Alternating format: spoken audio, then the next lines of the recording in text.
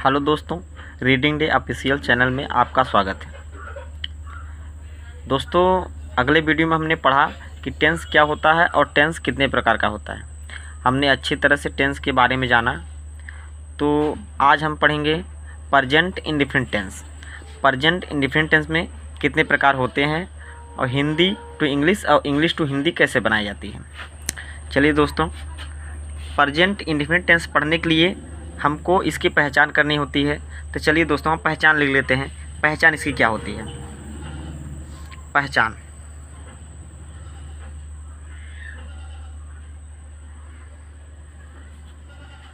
पहचान दोस्तों, इसकी पहचान होती है हिंदी वाक्य के अंत में, हिंदी वाक्य के अंत में, हिंदी वाक्य के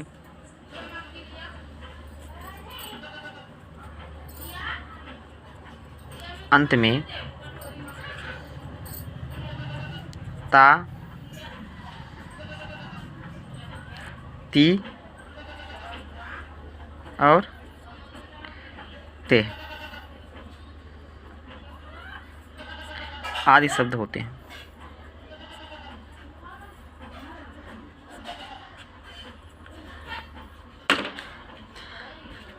तो हमने जाना कि प्रेजेंट इंडेफिनिट टेंस की पहचान, हमारा जो वाक्य लिखा होता है तो उसके अंत में ता, ती, ते लगा होता है।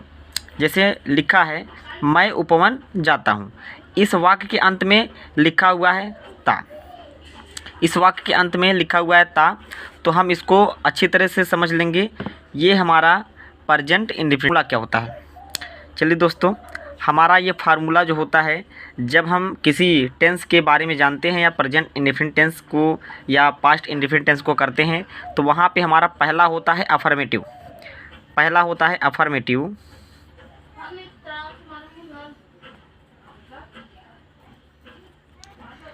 तो यहाँ पे अफर्मेटिव का रूल हो जाएगा, यहाँ होता है सब्जेक्ट प्लस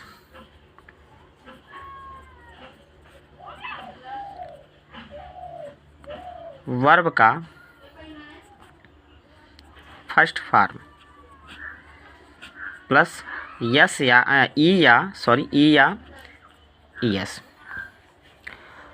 तो दोस्तों, ये हमारा जो सब्जेक्ट होता है वो पहला नंबर हो जाएगा, वर्ब जो होता है वो दूसरा नंबर हो जाएगा, और जो यस या ईएस दिया रहता है ये हमारा तीसरा नंबर हो जाएगा। तो हम यहाँ देखेंगे स्टेप बाय स्टेप 1 2 3 नंबर दिया गया है, हम उसी प्रकार लगाएंगे जिस प्रकार हमारा फार्मूला दिया गया है। तो यहाँ लिखा गया है मैं उपवन जाता हूँ, तो हम इसके पहले सब्जेक्ट के बारे में जान लेते हैं। सब्जेक्ट हमारा वह होता है, वह वाक्य होता है जो हमारा पूरे वाक्य में कार्य कर रहा होता है। जैसे लिखता है कि मैं उपवन जाता हूँ, लिखता है मैं उपवन जाता हूँ, तो इसमें कार्य करने वाला मैं है, कार्य करने वाला मैं है। इसका मतलब ये हमारा कि मैं जो हमारा सब्जेक्ट हो जाएगा। और सब्जेक्ट को हिंदी में बोलते हैं कर्ता। कर्ता मतलब होता है करने वाला, जो हमारा कार्य कर रहा होता है वो हमारा कर्ता होता है।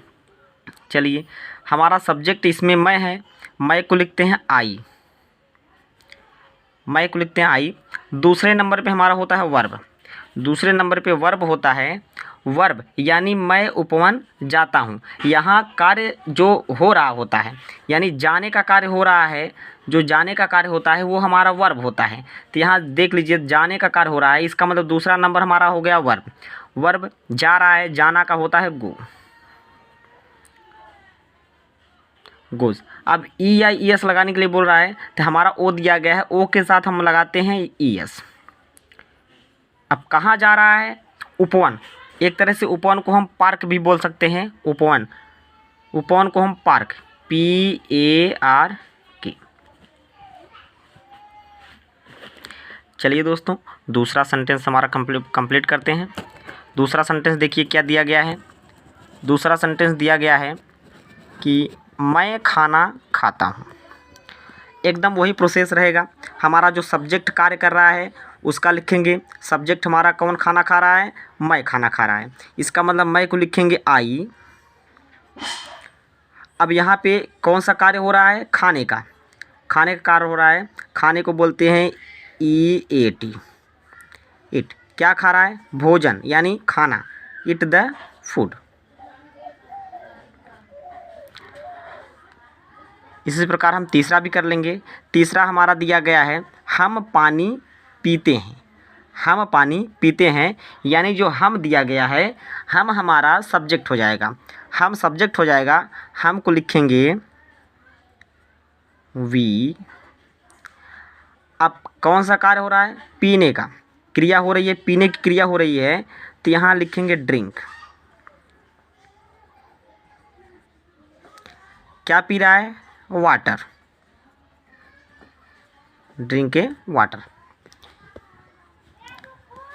चलिए दोस्तों, हमारा ये सेंटेंस जो प्रेजेंट इंडेफिनिट का था वो पूरा हो चुका है।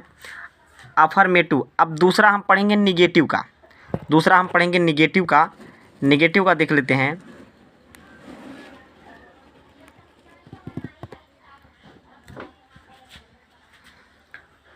हेडिंग डालेंगे निगेटिव।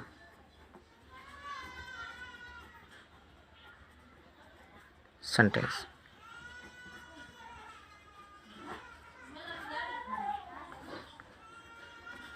निगेटिव को बोलते हैं नकारात्मक वाक्य।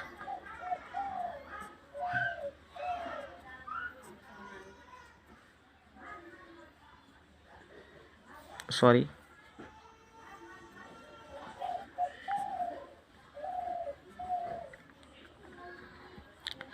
चलिए दोस्तों, हमने वहाँ पढ़ा कि हमारा जो अफर्मेटिव का रूल था वहाँ सब्जेक्ट प्लस वर्ब का फर्स्ट फॉर्म प्लस यस या एस हो जाता है। लेकिन यहाँ पे रूल कुछ बदल जाता है। रूल हमारा देख लीजिए, रूल सेम वही रूल रहेगा, बस थोड़ा सा चेंज है। रूल हमारा है, रूल लिखते हैं सब्जेक्ट प्लस, यहाँ पे जब हम नेगेटिव पढ़ेंगे तो यहाँ पे आ जाएगा डू या डज, यानी ये हमारी एक तरह से हेल्पिंग वर्ब यानी सहायक क्रिया होती है। डू या डज प्लस वर्ब। वर्ब का फर्स्ट फॉर्म, वर्ब का नीचे लिखते हैं, वर्ब का फर्स्ट फॉर्म प्लस, अब इसके बाद हमारा आ जाता है ऑब्जेक्ट। ऑब्जेक्ट मतलब होता है कर्म। ऑब्जेक्ट। चलिए दोस्तों, हमारा रूल पूरा हो गया है। हम अब सेंटेंस को देखते हैं। जैसे अगर हमारा दिया गया है मैं हॉकी नहीं खेलता हूँ, दिया गया है, पहला नंबर है मैं हॉकी नहीं खेलता हूँ। चलिए दोस्तों, दूसरा हमारा दिया गया है कि मैं नहीं लिखता हूँ।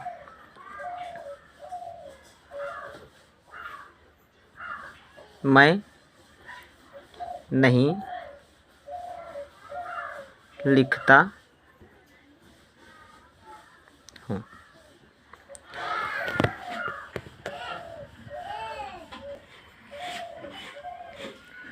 चलिए दोस्तों, इसको करते हैं। अब हमको जो हमारा रूल दिया गया है इसमें ऑप्शन बनता है कि डू कहाँ लगाते हैं और डज कहाँ लगाते हैं। चलिए इसके पहले देख लेते हैं सिंगुलर और प्लूरल। सिंगुलर यानी सिंगुलर मतलब होता है एक वचन। सिंगुलर, सिंगुलर, सिंगुलर मतलब होता है एक वचन।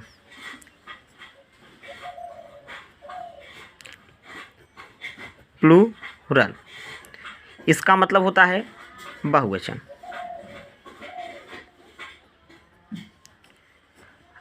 अगर हमारा जो कर्ता दिया गया है, कर्ता यानी मैं दिया गया है, तो कर्ता अगर वही कर्ता एक वचन में होता है तो हम वहाँ पे डज का प्रयोग करते हैं। लेकिन अगर कर्ता हमारा डू होता है यानी बहुवचन में होता है तो हम वहाँ पे डू का प्रयोग कर देते हैं। जैसे और एक बात, हमारा जो आई आता है, आई या यू और वी, इसके साथ हमको डू का ही प्रयोग करना होता है एक वचन होते हुए भी। देख लेते हैं, हमारा दिया गया है मैं दिया है, इसका मतलब हमारा यहाँ पे आई डू का प्रयोग हो जाएगा।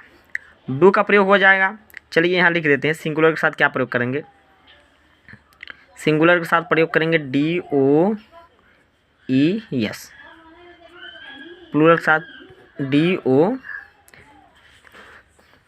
तो अब यहाँ पे हमारा जो सॉरी यहाँ पे रूल में मैंने नॉट नहीं लिखा है, यहाँ पे हमारा नॉट हो जाएगा, यहाँ पे नॉट हो जाएगा। उसके बाद हमारा वर्ब रहता है। यहाँ पे सॉरी मुझसे गलती हो गई यहाँ पे, तो नॉट रहेगा, नोट के बाद हमारा वर्ब रहेगा। अब यहाँ पे जो नोट दिया गया है, नोट तो हम ऐसे ही लिख सकते हैं देख करके, रूल में याद करने की ज़रूरत नहीं है हमको, हम दिमाग में सिर्फ बैठा लेना है हमको। तो यहाँ पे नोट लिखेंगे और नोट के बाद हमारा आता है वर्ब। वर्ब हमारा वही सिस्टम है कि जो हमारी क्रिया हो रही होती है, खेलने का काम हो रहा है, तो यहाँ प्ले लिखेंगे। प्ले क्या खेल रहा है? Play to hockey, play to hockey. चलिए दूसरा करते हैं। दूसरा दिया गया है मैं नहीं लिखता हूँ। मैं को लिखेंगे आई, आई, आई के साथ हमको लगाना है डू, फिर नॉट, राइट, WRITE, राइट। तो दोस्तों ये हमारा अफर्मेटिव हो गया, दूसरा नंबर निगेटिव हो गया, एक तीसरा नंबर बचा हुआ है, तो इसको हम आगे चलते हैं, आगे पढ़ते हैं। हमारा तीसरा आता है इंट्रागेटिव। तीसरा अफर्मेटिव हुआ और निगेटिव हुआ, तीसरा नंबर है इंट्रागेटिव।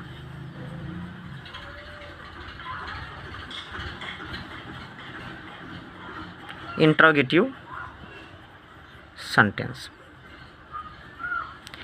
इसका मतलब प्रश्नवाचक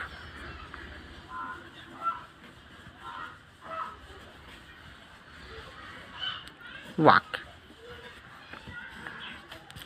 चलिए दोस्तों, इसको करने से पहले हम जान लेते हैं, यानी ये हमारा ऑप्शन होता है। हम किसी से किसी के बारे में अगर बात करते हैं तो हमारे पास 4 ऑप्शन होता है। एक होता है सिंपल, यानी अगर हम अपने पापा से या किसी पेरेंट्स से या किसी से कहते हैं कि जाने का कार्य, कहते हैं जाने का कार्य कि मैं जाता हूँ, तो वहाँ पे हो जाएगा अफर्मेटिव। अगर हमको नहीं जाना है तो हम वहाँ पे कहते हैं कि मैं नहीं जाता हूँ, तो ये हमारा निगेटिव हो गया, सिंपल सी बात है। और जो हमारा इंट्रागेटिव है, इसका मतलब ये होता है कि हम किसी से किसी प्रकार का हम प्रश्न करते हैं। किसी प्रकार का प्रश्न करने का मतलब ये होता है कि ये हमारा इंट्रागेटिव सेंटेंस का वाक्य बन रहा है। हम चाहे मम्मी हो, चाहे पापा हो, चाहे कोई पेरेंट्स हो, चाहे किसी से भी, दोस्त से, यार से, हम एक प्रश्न करते हैं। जैसे कहते हैं क्या हम वहाँ चलते हैं, या क्या हम वहाँ जाते हैं, क्या हम ये खाते हैं। इस प्रकार से जो हमारा प्रश्न बनता है, ये हमारा इंट्रागेटिव सेंटेंस कहलाता है। देखते हैं, जैसे हमारा यहाँ पे रूल भी चेंज हो जाता है। रूल हमारा जो डू या डज दिया रहता है, उसको हम सबसे पहले कर देते हैं। जैसे रूल नंबर 1 है डू या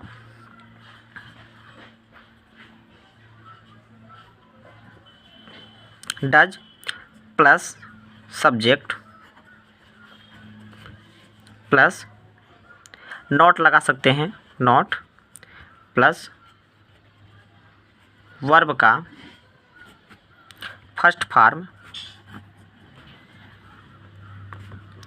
प्लस क्वेश्चन मार्क। चलिए दोस्तों, इसमें 2 रूल होते हैं। एक तो होता है सिंपल साधारण, एक होता है यदि अगर हम किसी से प्रश्न पूछते हैं, अगर हम पूछते हैं क्या मैं खाना खाता हूँ, अगर इस तरह से कोई प्रश्न होता है तो ये हमारा पहला रूल हो जाएगा। अगर जो प्रश्नवाचक शब्द बीच में आता है, अगर प्रश्नवाचक शब्द बीच में आ रहा है, उसके लिए होता है सिंपली दूसरा रूल होता है। जैसे अगर कोई कहता है अगर कोई कहता है कि तुम खाना क्यों खाते हो, अगर कहता है तुम खाना क्यों खाते हो, तो जो तुम दिया गया है, तुम शब्द हमारा बीच में आ रहा है, यानी प्रश्नवाचक शब्द जो हमारा तुम क्यों आ रहा है, वो हमारा बीच में आ रहा है, इसलिए ये हमारा प्रश्नवाचक शब्द बीच का करेंगे। जैसे मान लीजिए यहाँ दिया गया है, दूसरा रूल दिया गया है, यदि प्रश्नवाचक शब्द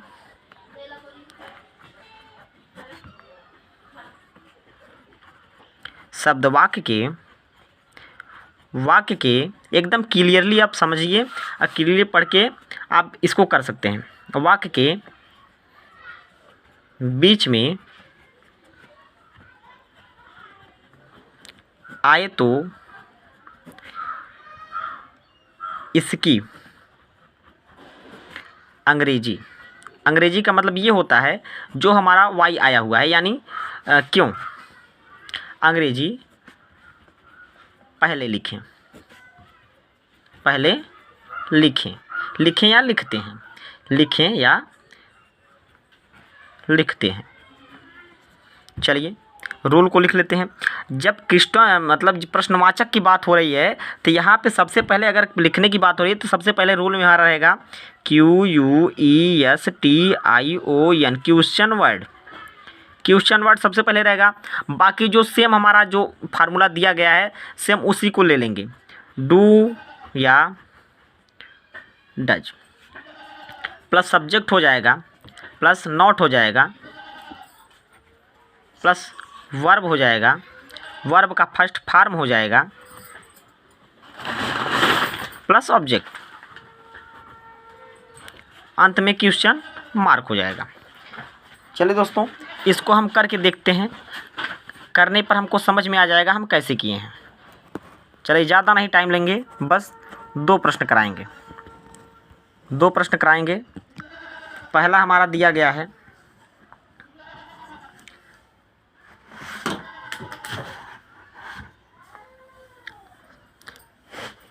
क्या तुम्हें मैं बुलाता हूँ। पहला दिया गया है क्या तुम्हें मैं बुलाता हूँ, क्या तुम्हें मैं बुलाता हूँ। दूसरा प्रश्न है तुम क्या लिखती हो।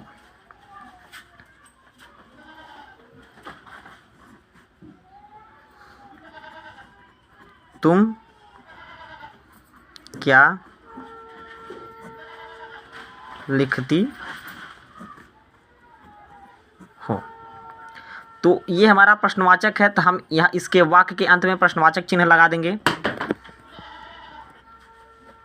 चलिए जो हमारा क्या शब्द आता है, चाहे कोई भी वाक्य हो, अगर हमारा सबसे पहले क्या आया हुआ है, पूरे वाक्य में सबसे पहले क्या आया हुआ है, इसका मतलब जो हमारा रूल पहला दिया गया है पहले रूल से होगा। और जो हमारा हेल्पिंग वर्ब होता है, जो हेल्पिंग वर्ब का मतलब ये होता है हमारा ये डू या डज होता है, हेल्पिंग वर्ब होता है। तो हम इसको क्या करेंगे, सबसे पहले इसी को करेंगे। तो हमारा जो सबसे पहले ये हमारा हेल्पिंग वर्ब में सबसे पहले रूल में दिया गया है, तो हम लिखेंगे डू या डज। और डू या डज कर्ता को समझ करके लगाएंगे। यहाँ दिया गया है तुम्हें, यानी इसको हम यू भी लिख सकते हैं, और एक दिया गया है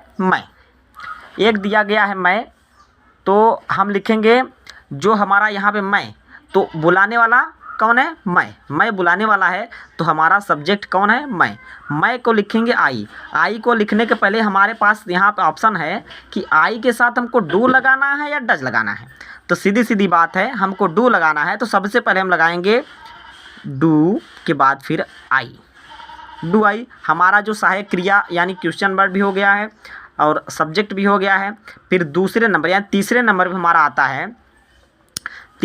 हमारा आता है कि बुलाना, तो लिखेंगे काल मतलब होता है बुलाना, काल किसको, तुम्हें यानी YOU। चलिए दूसरा करते हैं। दूसरा हमारा दिया गया है तुम क्या लिखती हो। दूसरा दिया गया है तुम क्या लिखती हो। तो मैंने बताया था कि हमारा चाहे यू आया हो चाहे आई आया हो, इसमें हम डू का ही प्रयोग करते हैं। चलिए लिखते हैं। और दूसरी बात यह है कि हमारा जो क्वेश्चन वर्ड दिया गया है, क्वेश्चन वर्ड हमारा बीच में आया हुआ है, यानी इसके पहले नहीं आया है, बीच में आ गया, तो इसको हम सबसे पहले लिखेंगे। क्या को लिखते हैं वाट, व्हाट के बाद अब तुम के साथ डू लगाना है या डज लगाना है समझ लेंगे। हमारा यू दिया गया है यानी तुम दिया गया है, तुम के साथ हमको लगाना होता है do, you, Y O U. अब इसके बाद हमको क्या करना है, जो हमारा वर्ब दिया गया है वर्ब लिखना है। वर्ब हमारा क्या है, लिखना, राइट। अंत में क्वेश्चन मार्क लगा देना है। तो दोस्तों हमारा जो प्रेजेंट इंडेफिनिट टेंस था उसमें हमारा 3 प्रकार का सेंटेंस था। एक था अफर्मेटिव सेंटेंस, दूसरा था नेगेटिव सेंटेंस और तीसरा नेगेटिव सेंटेंस।